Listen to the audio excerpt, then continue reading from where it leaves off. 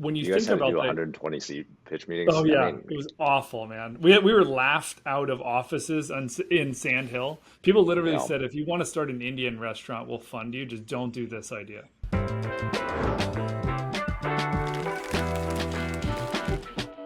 What's up, guys? It's Justin Kahn. You're listening to The Quest, and today my guests are Adam Jackson and Gabe Luna-Ostaseski, two friends of mine who have founded a decentralized platform called Braintrust, which is basically a blockchain-powered network for freelance talent, engineers and designers, with the goal of empowering independent contractors everywhere to own their destiny. And I love that. I've been following along from the sidelines for a little while, and really excited to have this conversation with them.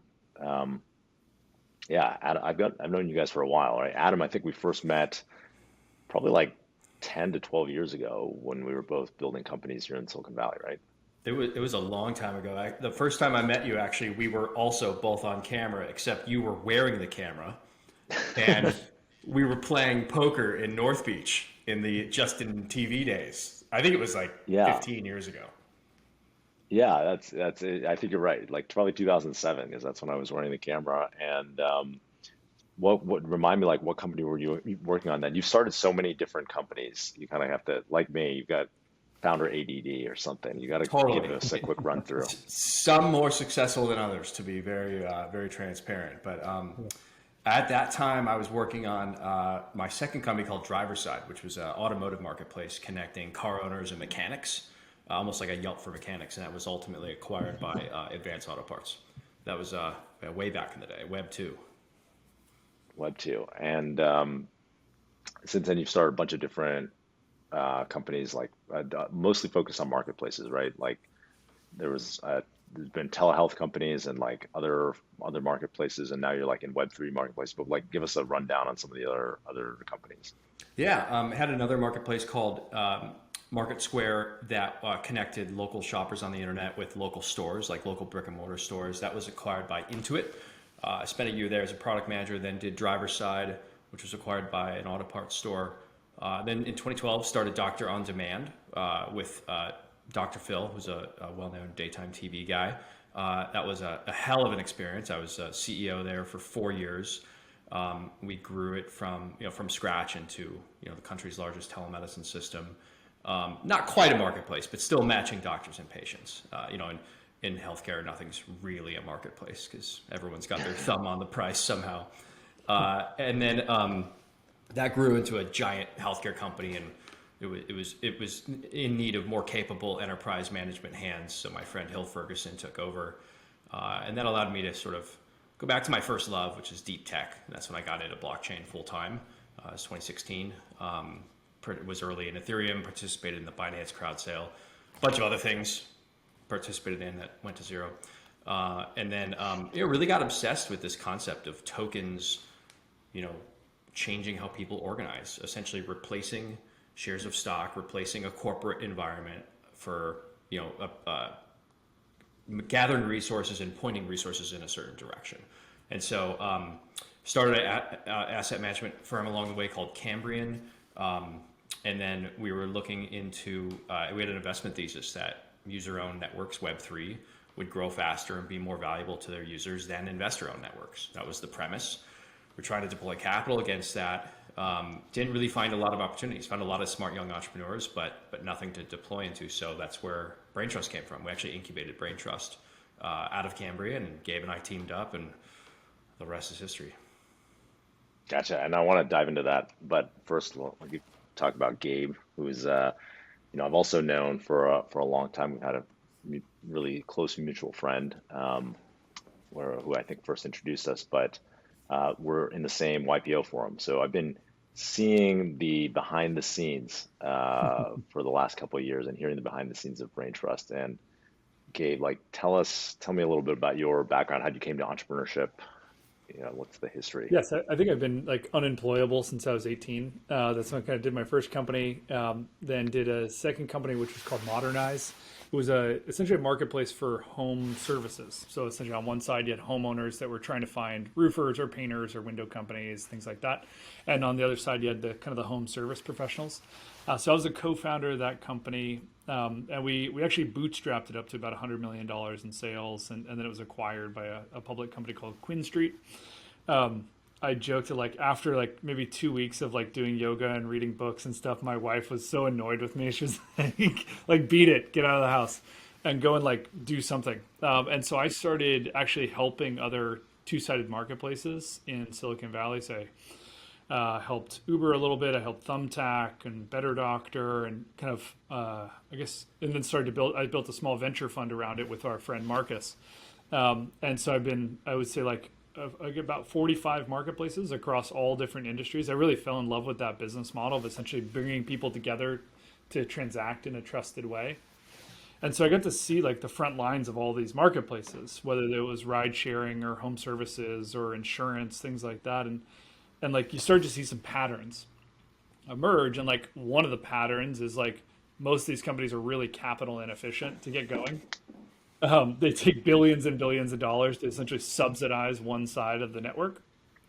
And then the second thing is that they basically all have the same fundamental flaw. The dirty little secret is that all of these Web2 marketplaces essentially rely on fee extraction, right? And they in the form of a rake or a transaction fee. And they, some of them take 15, 20%, some of them take 45, 50%. And what that does is it really misaligns the incentives, and it also kind of kills the community and kills the NPS as these networks get to scale. And I actually got interested in crypto, and I bought like Bitcoin a long time ago, but then got reinterested in crypto. I think when the non just pure financial use cases started to emerge in 2017, and started to like found myself like reading white papers, right? I'm like, something's different here, right? Like I'm like sitting down on the weekends and reading like crypto white papers. Maybe I should pay attention and keep like pulling on this string. But I didn't have a really solid thesis of like, where does a non-technical person like operate in this space? And then actually Adam and I were doing a bunch of due diligence and investing in deals together. And that's, it's actually like, my fund and Cambrian both seeded this concept for Braintrust, and that's Amazing. that's kind of how we got going. And so, I remember when you first started describing Braintrust to me, I was like, why does that need to be crypto? Right? Like, I didn't get it. I was like, why should, why like Upwork or whatever seems to work, right? Like Yeah, people find talent on it, it works. yeah, It's like such an easier application to build in a centralized way versus a decentralized way. for sure. And so I like didn't get it. And the thing that you said that really kind of like made a light bulb turn on for me was um, that, like if you think equity is good, right? Like if you think equity is a good way to incentivize people where you distribute, like in Silicon Valley, you start a startup, you distribute to your hundreds of employees or whatever, some ownership in the company, and then they're incentivized to like give you their best ideas and like work hard on the company and share in the success of it, then like the idea of creating a token that represents the ownership of the protocol that's owned by all the people who make that marketplace, like the buyers and sellers who make that marketplace, you're creating an incentive that's much more broadly distributed. And then I was like, oh, that makes perfect sense. And Hmm. so um, tell me about how you guys, like, it seems like no one has, or very, that's been done really in the DeFi side and like crypto, but like not very much in like real applications that normal people might, interact with. And what I like about what you're doing with Braintrust is it's kind of like like it's something I understand, right? Like like I might use. So tell me, like, how did you guys come to like deciding what to apply this technology onto? Like, what problem how'd you get into this problem to solve? This is all Adam. I just hitched my wagon, so I'm gonna like let him let him dig into this one.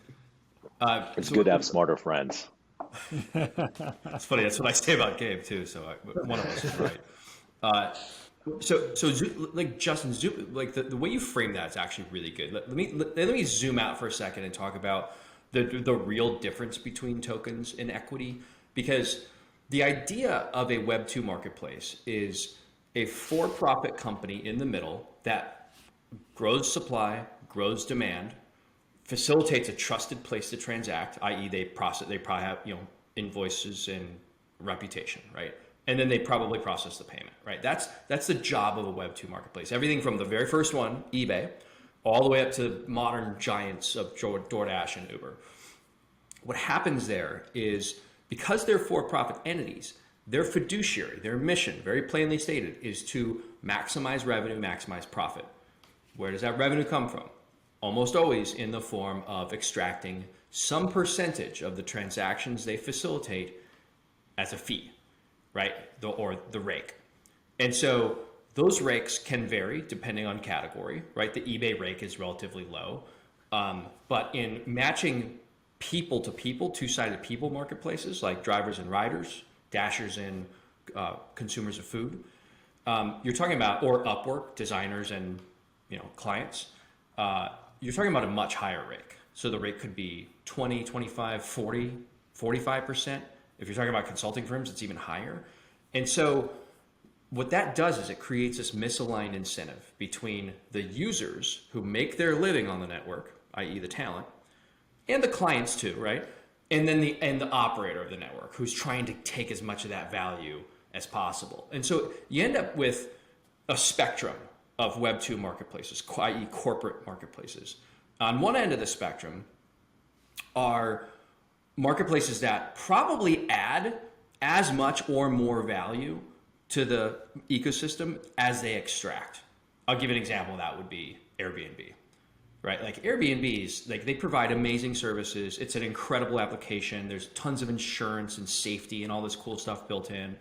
And you don't see a lot of disintermediation with Airbnb, right? Like it's not like every time you get a host, they're like, hey, let's go around next time, like let's cut out Airbnb. On the other end are marketplaces that extract more value than they provide. And you could argue DoorDash and Uber and some of the gig economy, certainly Upwork, are in this category. And then there's like everyone else is sort of in between, right? And so the big idea here was, what if you could replace that corporate for-profit matchmaker, the middleman, with essentially a public good, like in economic terms we call public good, like a nonprofit essentially, that instead of a big corporation with tens of thousands of employees that is generally like a big Silicon Valley waste machine that will never generate a profit no matter how much revenue it makes, instead just replace that with smart contracts, which are immutable. They're on the blockchain. They can be upgraded and changed through voting of the token holders. And it's totally transparent. If you ever want to know what the rules are, just look at the smart contract, right? And so that was the idea here, is to replace that or that big corporate waste machine with smart contracts. What does that allow you to do?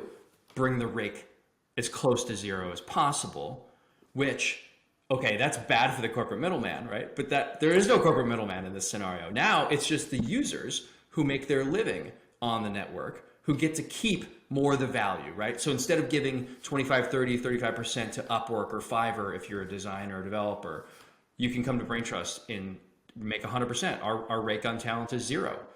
Our rake to clients is a flat 10%, which is just meant to cover the costs of onboarding a Goldman Sachs or a Nike or whatever. And so it's a classic Web3. This is not just Braintrust, right? Like we certainly didn't invent this. I mean, Web3 is all about replacing extractionary middlemen with smart contracts and smart software that can serve as grow supply, grow demand, facilitate transactions, and have build reputation, right, on chain. And so that's what the user-owned economy is all about. Yeah. And can I just a quick tag on to that, which I think is great. Like there was a seminal piece back in 2013 by Bill Gurley, like famous investor for Benchmark, led the Uber round, and it was an article called "A Rake Too Far," and it basically examined like the power of these marketplaces, but also like how to think about a rake in the transaction. And he had this great quote, and it says, "There's a big difference between the value that you can extract versus what you should extract." And like that was written back in 2013, and like we're actually seeing that come to fruition now, which is as the rake approaches zero, right. That is the optimal pricing strategy because it attracts both supply and demand to the network, and is quite disruptive to this like Web 2 model that relies on this 20 to 50% rake out of the transaction in the middle. Yeah, I had this idea, like I remember back in 2014 where there was all this, or I think it was around 2014, there was all this driver dissatisfaction with Uber, right? That was just starting to be like, more, they started to like ramp up fees and like it was, but at first it was like a really great job for drivers and all these people bought cars to drive on Uber and then it like they were like, we need to make more money. And so like the deal got worse over time, right? So then people were upset and I was like, someone should create, I had this idea of creating a non-profit Uber, like a open Yeah. Uber, where like anyone could sign up. Like running the infrastructure of like Uber, right, is pretty simple. Like it's an app, you open it, passes it you to like nearby rides, and then they get to accept and then they just drive you somewhere. And it was like you could just make this as a nonprofit where the drivers maybe they paid like $20 a month or something just to be on this network and it was entirely free, right? Like that, and if that was if idea was imagined in today, it would probably be more of a Web3 idea, but it seems like the way the web has evolved has been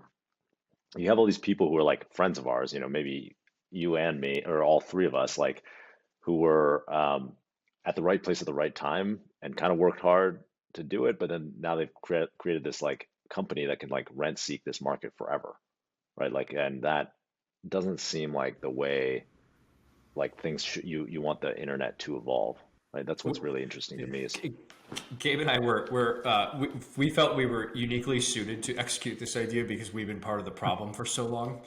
Yeah. It's like, Gabe was early advisor at Uber and of what 10 or 15 other marketplaces. I've started 5 and invested in 50 more. And we were like well positioned to understand how divergent incentives is really just bad for business. Like if one or more sides of your marketplace hates the operator, like forget, like of course in the dash or in the gig economy it's actually like morally reprehensible. Like I think the big innovation of the gig economy is that they figured out how to get people to work at 1/3 federal minimum wage levels and kind of not know they're doing it because you factor in gas and maintenance, all this stuff, and no benefits. And like it's not just morally reprehensible, it's just bad for business, right? If half your customers hate you, it's disruption time, right? And I just feel like these Web2 marketplaces were this like calamity kind of caused by tech, and like I don't think the government's gonna fix it. I mean, they've tried. No. I think tech should fix this, and this is like part of our modest attempt to help that. so like with a DoorDash or an Uber or Airbnb, like a lot of these companies raise a huge amount of capital to solve the cold start problem, Yeah. right? So they like Uber had to sign up, at a cost of hundreds of dollars per driver. They're signing up like Yeah, millions for of sure. drivers, right?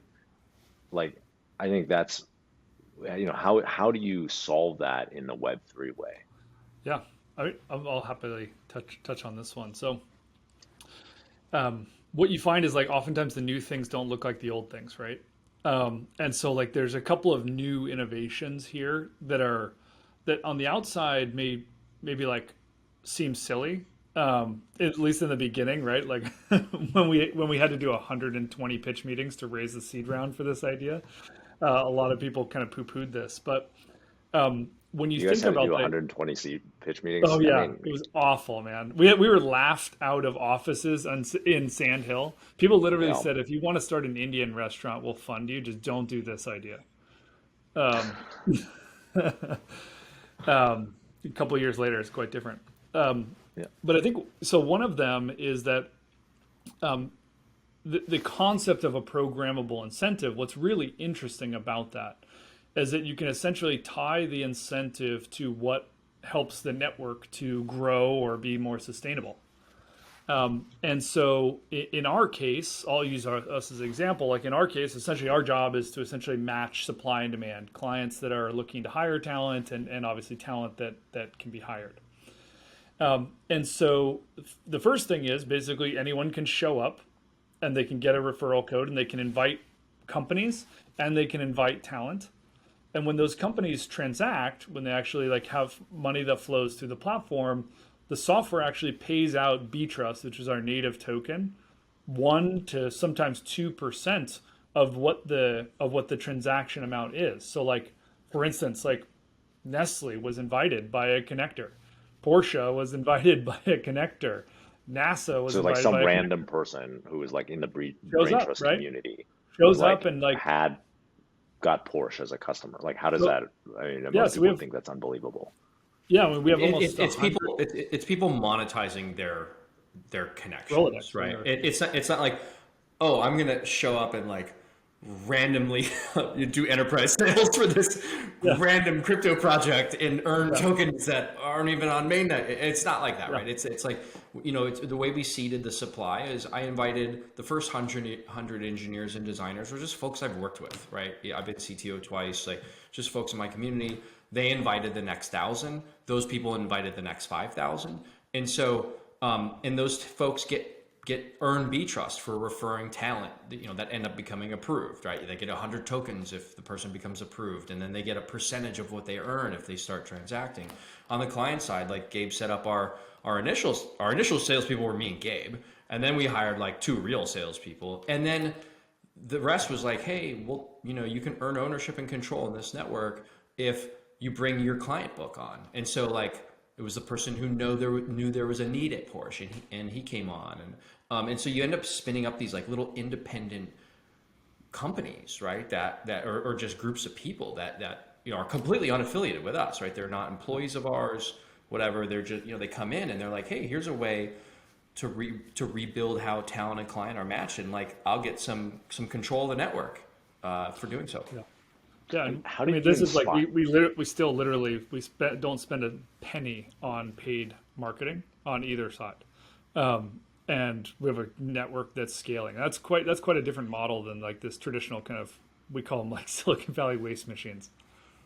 Yeah, and so you guys like now you just went had an exchange offering, right? Like you were listed on Coinbase like in the last couple weeks, and so these people's B trust is liquid. It's worth something. They can exchange it for you know fiat or other cryptos.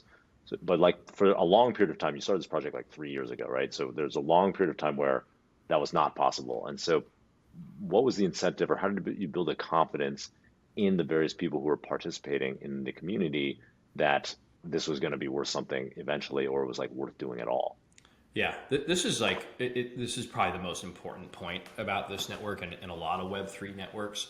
Um, the token in our system, it's very clear, like from the beginning, has been what's called a utility token. So it's a incentive and governance mechanism. It's one token, one vote. We actually forked the Compound Protocol's governance system because they did a great job on it. It was like, why reinvent the wheel? And then there's other uses for the token. You can redeem them in our academy. Someone in our community built an academy. It's different, not our core team, where you can learn about new things and upskill.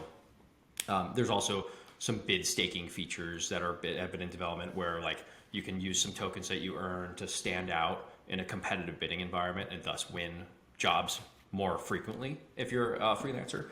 And so but the main, like kind of the initial use case was like, when you earn tokens, you earn control in this network. It is not, and I mean, not when we launched. Now it's decentralized. I mean, I guess anything can happen now, but it has never been a profit return token. Like it's never been like a financial instrument that returns dividends or pays you rewards, anything like that. It's that would make speculators just like try to get the token just for financial reasons, and that was never our intention. Now whoever buys the token now, we have no control over it, right? It doesn't matter, but it's always been one token, one vote. And so people for years now have been helping us govern and moving the product roadmap and suggesting new rules and enforcing which categories the marketplace operates in, all through token-based governance. And I mean, like, people like skeptics will scoff at this point and say like, oh, come on, like corporate governance doesn't matter, right? Like nobody votes their Facebook shares. And it's like, well, it wouldn't matter if you voted your Facebook shares. Only one person's vote in that network matters because that's how that's set up. We are set up differently. And so when you're running a marketplace where you make your living, you actually care quite a lot about the rules, right? I'll give you an example. I mean, a gig marketplace, DoorDash, in 2019, like this New York Times did a huge story on this, they rolled out a tipping feature where consumers could tip their Dasher if they're happy with the service. And then DoorDash decided, you know what, we're gonna book all the 2019 tips as revenue. We're just gonna keep it. And they didn't pay out a single tip. It was a total fucking evil move. And but it was not illegal, right? It was like, it's part of their terms.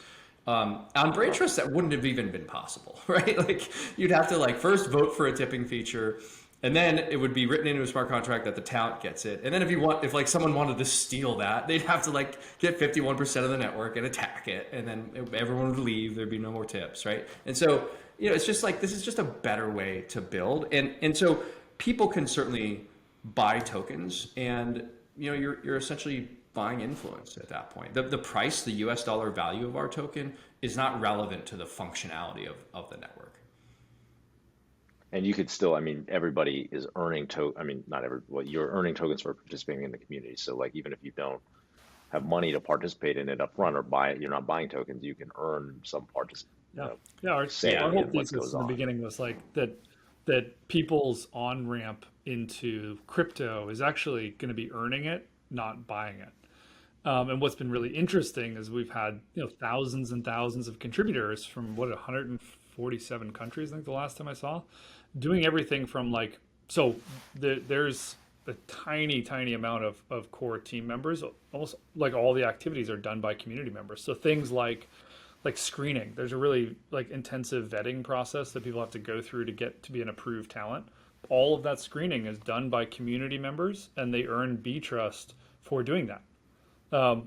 Arbiting, right? Like I think there's been one dispute or two disputes in the whole history of the company, but like there's arbiters of those disputes, and those people are paid in BTRST as well. So you essentially use BTRST as a token incentive to get community members to be really active, and also to perform functions that the network needs to either grow or maintain stability. And consequently, like the end result of that is like your company is dozens of people, right? And has, what's the impact that you guys have achieved? Yeah, so I think it's what was the last count? It's like there's 4 or 5 core teams all over the place. I think one of there's six core teams. Yeah. None of which have more than maybe 12 employees or something. Yeah. And there's like 2 of the core teams are like salespeople, essentially. Like they know where the demand is, so they bring in those. We call each one a node on the network. They bring in business from the enterprise side. We have 2 engineering teams in Europe, and then Freelance Labs is one of the core teams Gabe and I work for.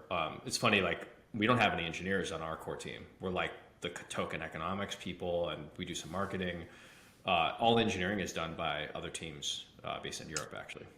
Yeah, so you end up with being able to build like a global network in a really, really capital efficient way, and so I think that part's been super interesting for us to see. Is basically a new model for how you solve the bootstrap problem in marketplaces, getting enough people to show up, and also like how you continue to build the network without having to hire armies of people or spend billions of dollars on Google AdWords.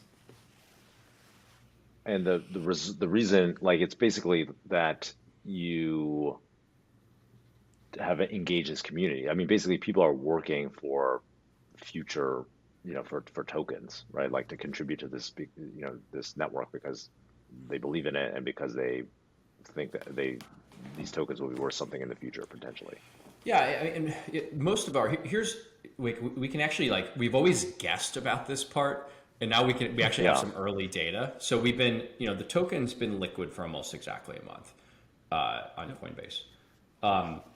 There has been unbelievably little selling from our community members. Like, we could see the wallets, right? There's been certainly plenty of like speculators trading in and out, but what our community loves about this token is that it allows them to actually control the marketplace where they make their living, right? And so we have this like surprisingly active governance channel on Discord, and then a snapshot system where we're seeing like a new proposal basically every day about how to upgrade the network, change the rules. And these are people that they're active talent contributors on the platform, and they care about the environment, right? They make their living here now on Braintrust, and they care quite a lot about the ecosystem. So, I mean, we had a debate, or it was this morning actually. We're having a debate about whether we should change the software so unvested tokens can still vote. So they're like, look, we don't, because right now only vested tokens can vote, right? That's kind of a typical thing in blockchain. And we're like, I mean, now we'd have to change the architecture of the system. And they're like, look, we want to vote our unvested, we want our voices louder. It's not so they could rip them out and sell them, right? And so we've had a month now and had barely anybody withdraw off the platform and sell. Yeah. So we were always like, we kind of knew that would be the case in the long run. We're really surprised that it's taken form this quickly. And that's just go for it, Justin.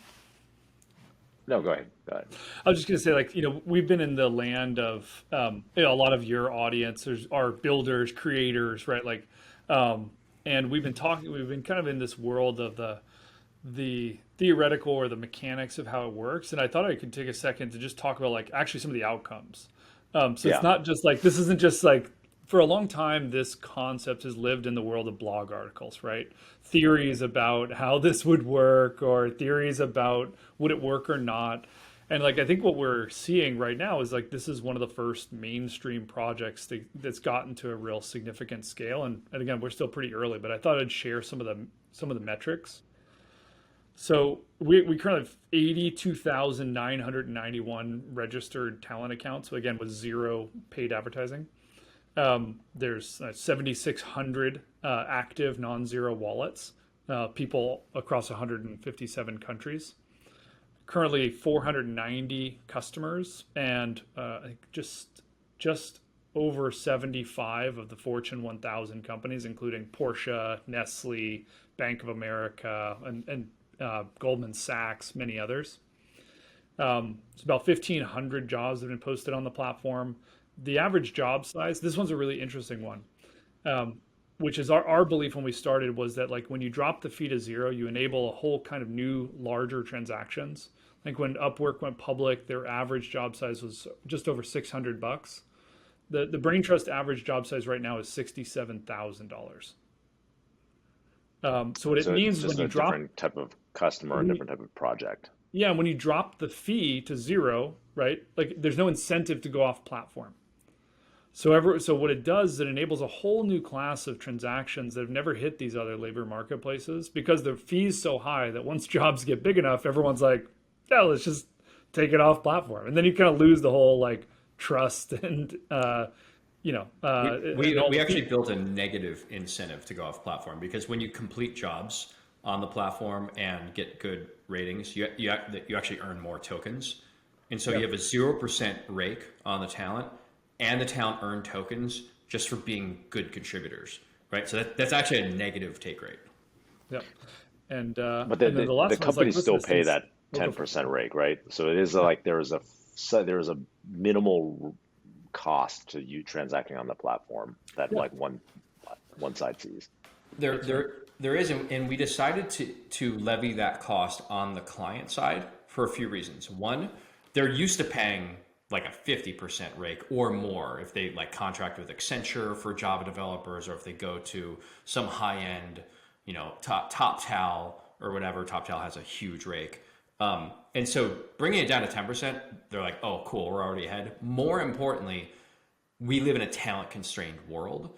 And so they're going to go wherever the best talent are, and the best talent are going to come where they can own and control the platform and not pay any fees, right? So the chicken and egg was really simple on that, and it made all the sense in the world to have no rake on the talent, 10% on the clients, and start there.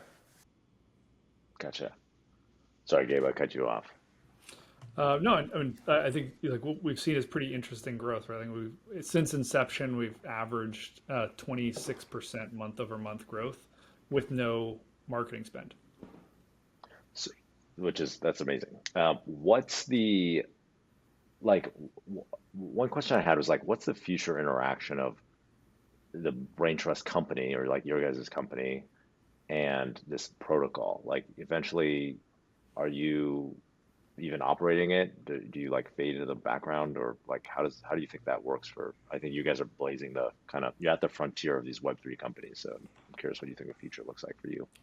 Yeah, it's a good question. I mean, like I said, there's kind of six companies that have been involved since inception. Gabe and I just work for one of them.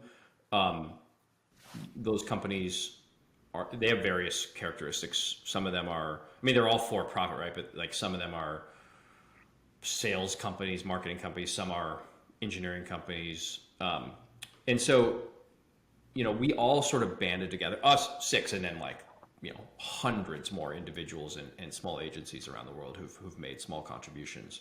Um, we all benefit from like a lively and successful and growing Braintrust. And that just means lots of great clients spending more and more money on hiring talent, right? And so, the more vibrant this community becomes, the better it is for people who build software or design UI or do freelance product management work. And so that's what and then like on a personal level, I mean, I won't, I'll just speak for myself, obviously, like, the reason, I wrote the initial token economic paper for Braintrust before we picked a category was I just deeply believe that user-owned networks are better for everybody, right? They're better for clients, they're better for talent, they're better for supply and demand.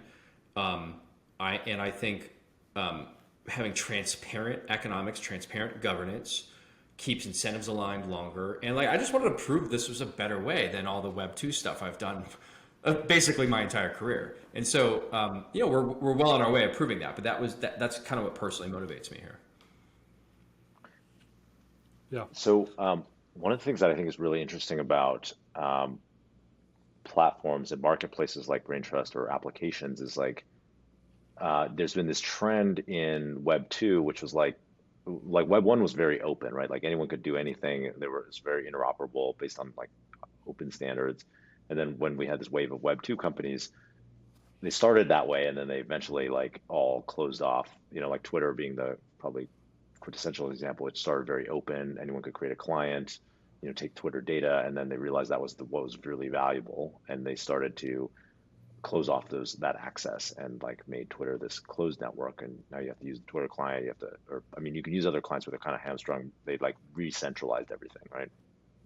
And now with Web3, there's this opportunity to like, if you're, it's open, it's all smart contracts that like any wallet could interact with.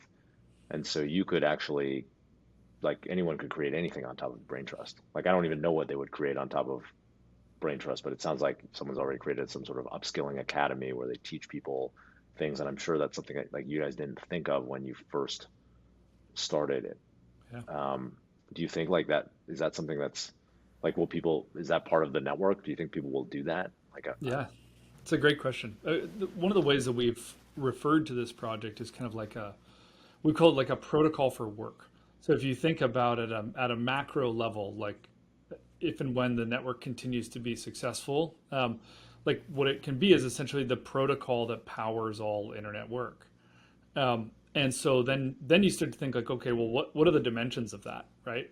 Well, there's like reputation, there's payments, there's so many components to our work that we now do online. That this kind of fundamental protocol right now that essentially matches supply and demand, handles all the global payments and taxes and all that level of things. If you start building on top of that, what it can become is not only a bunch more categories, but also it has the potential for the community to think of things that haven't even been thought of yet. And I think that's actually the most interesting and exciting thing about this is that the shift is, as an entrepreneur, the shift is from controlling to enrolling. And that's like one that was a big shift for me, right? As an entrepreneur, like I was used to building something and controlling every single aspect of it. And that was like how you did it in Web 2. Like you control every single concept. And I think that the big shift that I've had to make is like this shift to like empowerment and enrolling people, and really like having people get involved for the right reasons and want to build on top of what we've built and not constraining them artificially. Literally anyone that owns tokens can propose anything that they want. And Adam and I don't control that. And that's a feature, not a bug. So how do you like how does the execute? I mean, this might be actually more esoteric. I'm just curious. It might be too esoteric for the actual audience. We might have to cut this at the end of the day. But like, what's the translation between like governance and like governance proposals and like actual implementation? Because it's like, I can understand theoretically, it's like everyone can vote and there's this governance system where people can propose something, but someone's going to have to go implement. Like if it's a new piece of the software or something, someone's going to have to implement it, and then you're going to have to verify that like matches up with whatever people voted on or whatever. Like how does that actually work from a practical standpoint? This is the part I really love about Web3 versus the old way.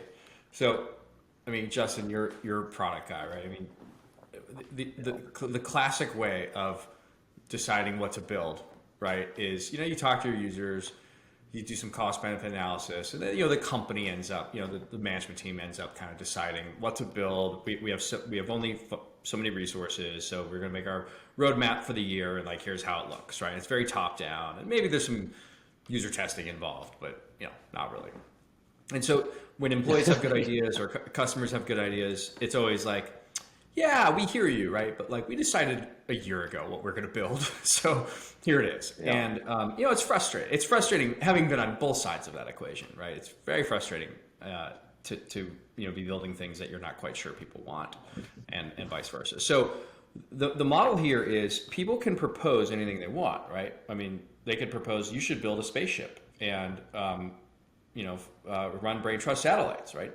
Cool. How do you pay for that, right? Where's that money come from? Who's gonna implement? And so that's where the rubber meets the road, right? And there's dozens and dozens, maybe close to 100 now people who've contributed either code or UX or design to the Braintrust platform. Some very active contributors and some that have just minorly contributed. But and those folks, can either do it for fun, right? Like they could just do it pro bono, almost like an open source project. And we've had some of those, but more commonly, like they're getting paid something, right? And so, I mean, that's why we raised the little bit of money we did, is so we can kind of bootstrap development of the platform. And so those folks got paid cash, and now many contributors get paid in Braintrust token. And so, so the project has a treasury, and the treasury funds are largely dictated by how token holders vote. And so you can vote to pass an idea that might be, a pretty heavy lift on development. But then, you've got to form this coalition of like how to get it done, right? Maybe it's, 6 people for 6 months, and that's going to cost $200,000. And how should that be paid for? And that's what the treasury's for, right? And so maybe they'll get a grant. Maybe a grant will be proposed and that'll pass, or whatever. Or maybe some of the core teams that have tokens for their contributions, maybe they want to help fund it. So it ends up being like initially, like the criticism there would be like, sounds a little messy and slow. But like at the end of the day, like it kind of makes sure that only things that really matter to people and can get the votes from people who've earned the token, and the only way really to get the token is to help us out over the years, that kind of decides the roadmap, right? So it's very easy, like to say, look, let's just see what the community wants and see if there's anyone willing to build it, right? And if some engineer is willing to build it on his own time, even better, right? So it's a cool experiment. I'm sure there'll be things that like suck about it, like that we wish we were back at the old way, but I'm excited about how we're started off. So in this case, like governance actually means roadmap as well. Like what the resources of the treasury, that like you're holding cash and Braintrust tokens, right, which you can use to develop features in your own, created by your own talent, right, that are on the platform. And so people are actually like saying, this is what we want feature wise, and then that's being implemented based on like the desires of the community. Yeah, it's really cool to watch. Like it's really interesting to watch. You see people like take different stances on these things, and build coalitions with each other to talk about like the impact or the externalities of this decision or that decision. So like somebody will propose something, and people like really, I mean, they have it's not just a sense of ownership, like they are, they are owners. And so they debate these things fiercely. And that's it's so cool to watch amongst a distributed network of people that we've never met that are like Yeah. helping to shape the future of this protocol. So when you started though, like you guys had a concept of what it should, like the core parts of the protocol should be, right? So Yeah. like it started off as like Adam and Gabe roadmap, right? And then like, is it 100% community roadmap now, or is it like less than 100%? Like, It's and how did you decide to switch Yeah. over? Yeah, I mean, it's actually important that your centralized roadmap is completed and shipped more or less like before you hit mainnet and distribute the token. And so pretty much everything we imagined building had been built and shipped by the time we hit mainnet on September 1st. And so now it's, I mean, vast, I wouldn't say 100%, but like majority community influenced roadmap at this point.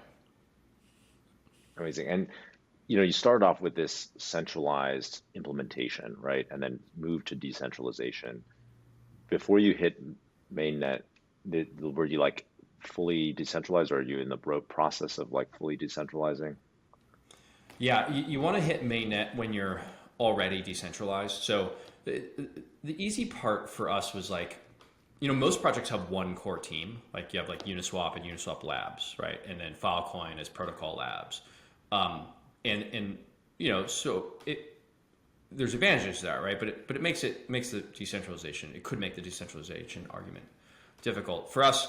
There was always these kind of 6 companies from the beginning, and we all coordinated. Like we all have the same mission, so like it feels like we're all on the same team, but like we're not, right? The companies do other things too, and we don't control each other. We don't. Me and Gabe only own one of those companies, not the other 5. So, but you also like the other piece of decentralization is like actually having users involved and earning tokens and using them. And so we did that. We've been doing that on Ropsten for years. To the Ethereum testnet. And so when we kind of flipped the switch and got on mainnet, like it didn't feel very different, right? It's like we kind of been doing it for a while. And when you set up these 6 companies, or did you like, how did that come to be? Like, did you? We were just like, hey, here's the mission.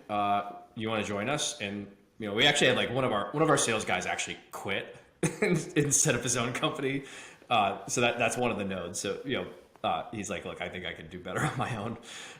And he's a great guy and he's been super helpful. And another node is run by one of our super connectors who's just like, hey, I'm just gonna formalize this. Another one came to us just through, it's just we're just like people with a similar mission. Yeah, incredible. Okay, so what's the future of Braintrust, and more broadly, like, do you think that you guys are just one of many, like this is going to happen for every kind of like Web 2 application that you see out there? It's a great question. I mean, it's always hard to kind of predict what the future looks like, but I think what it looks a lot more clear now than it did last year, and certainly from 2018, like or when we kind of like raised the seed round. There was nothing that anyone could point to that said like, here's an actual implementation of this idea that's actually has any users or any transaction volume. And I think what's really interesting about this state right now is that it's at this really cool inflection point. And that inflection point, I think, is like there's 3 parts to it. Like crypto has achieved a level of adoption that it's now like not crazy for someone to quit a job in Silicon Valley and go and work in crypto, right? So like it's now attracting like talent that are coming out of I use Silicon Valley, but it's like coming out of high growth startups that are now thinking about like what do they want to do for the next 5 or 10 years, and so you've seen the maturity of the space. I think the second thing is that you've seen capital flow into the space, which then also attracts developers and entrepreneurs. And then I think the third part is there's starting to emerge some real use cases, right? Like, you could say Filecoin, Uniswap, Braintrust. Like these are projects that are real use cases solving real problems, and that are operating in a decentralized way, and doing it not just like as a theory, but actually doing it better than the incumbent. And so I think that the convergence of those three things creates this really interesting period of time right now where you attract capital, talent, and people that want to build. I also think, Justin, like just to put this into more broad kind of technology generations of innovation and disruption, SaaS like completely changed the world, right? It like upended on-prem, right? You would never buy a license for $1 million again. You would just pay Salesforce, probably much more than that every month, and then get locked into their ecosystem and wish you had on-prem again. But like, and then mobile totally unlocked this whole new opportunity that so you're not tethered to a computer anymore, and those technological innovations just created these massive wealth creation events and changed how business worked, more importantly, right? And so if you can have a network that is being overly extracted from, like I think the gig economy is an excellent example. I think talent matching knowledge workers with clients is another example of mass value extraction compared to the value they're providing. Web3 networks inevitably will replace those, right? Your margin is my opportunity. Well, blockchain's the bottom of that barrel, right? And so, having driver networks in the gig economy, driver-rider networks, exactly what you surmised 10 years ago. But now, I think you have to have a token to power those things, right? To be the real liquid incentive and governance mechanism in the middle. So, like Braintrust is just bitten off this small corner. IT outsourcing is a $1.5 trillion annual part of the economy, so it's a giant abyss of GSV. But you like this will inevitably happen in all two-sided human marketplaces, whether it's gigs or knowledge workers. I always love that quote you said. It's like, this last era was software, software eating the world, and the next generation is blockchain eating the middleman. Yeah, I think like there's something that's interesting about Braintrust is if it really is this open protocol, you can grow the market from what's traditionally considered, freelancer or that's traditionally what Upwork was able to tackle, right? Because like you said, Upwork, like people don't want to pay the tax, but if it goes down to zero or close to zero, then people will stay on the platform, and then maybe that attracts like higher skill talent, and then you have to do bigger jobs, or even have that be the means of their employment, the primary employment, and you can replace, like, you have all these recruiters out there, right, who are charging like 30% of like someone's salary because they're like in the middle and they like know the right person, or they're like connected, and that's a huge market that you can probably grow into. We're actually seeing recruiters already come onto the platform as connectors, and their mentality, it hasn't happened en masse yet, but we're seeing it. And their mentality is, well, we know this thing goes to zero eventually, so why not monetize our connections here and earn ownership and control in this network through the token, sometimes in an ongoing basis, right? And basically just using their referral code to make these connections, and that's the end of it, right? It's not as high touch. So I think there's a lot of opportunity. It was never the intention for Braintrust to completely disrupt recruiting, but it looks like that'll be one of the side effects.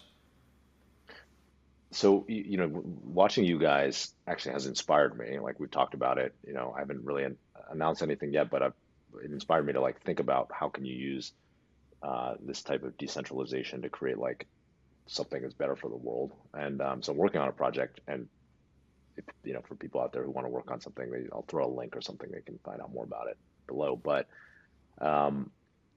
like, what would you say to like for young people who are like out there, they want to like build something in this world, like where should they get started, like finding out, figuring out what they should build, or leaping into Web3? Yeah. So my own take on that, as I've answered this question for family members or friends, or given talks and mentorship, is that this space is it's so wide that you have to find some thread that you really find interesting and compelling to like drill into. And it's not only wide, but it's constantly changing. So it's hard to be a generalist in this area. Like Adam and I really narrowed in on this idea of like user owned marketplaces or networks, right? And like frankly, I don't pay a whole lot of attention to all the other stuff that's going on because it's too much to swallow. And so there's so much innovation going on in every category within crypto, from decentralized finance to gaming, art, music, labor networks. There's so much going on that I would advise people to like find what they love and find what they're interested in. I can guarantee like someone is either working on that or thinking about it, and like just go and like work with some of these teams. They're really small teams, and like everyone's happy to have extra capable hands. And so I would always say like, how much would you pay for the experience of like being on the front lines and seeing how these networks develop? I think that's honestly like the best way to learn, is like find a great team working on a problem that really interests you, and then just help. And the opportunities will kind of take care of themselves. Amazing. Yeah, well said. I mean, blockchain technology is going to touch every sector of the economy. So whether it's art or music or e-commerce or money, DeFi, whatever, it's going to touch all of them. So just pick the one that you're most excited about. I mean, Justin, the category you've picked, and I won't say what it is because I imagine you haven't announced anything yet, but it's a category I'm super passionate in as well. And I think what you're embarking on is super incredible. And so, yeah, just like pick something that gets you fired up, because that's the only thing that's going to get you through the slog at the end of the day is just, being fired up about the mission. Great advice for any entrepreneur. Amazing. Well, any final thoughts? I feel like this has been a great combo. I'm excited for where you guys are building, where it's going to go over the next years and decades. Like I can imagine that this is like, well beyond the two of you running this, or like any company working. This could be a protocol by which all these people are transacting in the world. And I think that's one of the exciting things about Web3. Absolutely, man. Well, thank you so much for having us on. It's really a lot of fun to talk about the progress here. And let me say, like, this thing has already sailed past Gabe and I. I mean, it did probably a year ago, logistically, and like a month ago, realistically. And that's the heartening part, is like to see all these people we've never met before, that we don't know, really fired up about, the direction of the protocol, and bringing more and more value to Braintrust and to crypto in general. So it's been and now we're finally on mainnet. Like the kind of journey really just started. Amazing. Congrats. All right. Well, BTRST to the moon, and everyone should go check out the project at braintrust.com, right? Yeah, great. Thanks so much Right. for having us on, man. This was super Gabe, fun. Adam, thank you.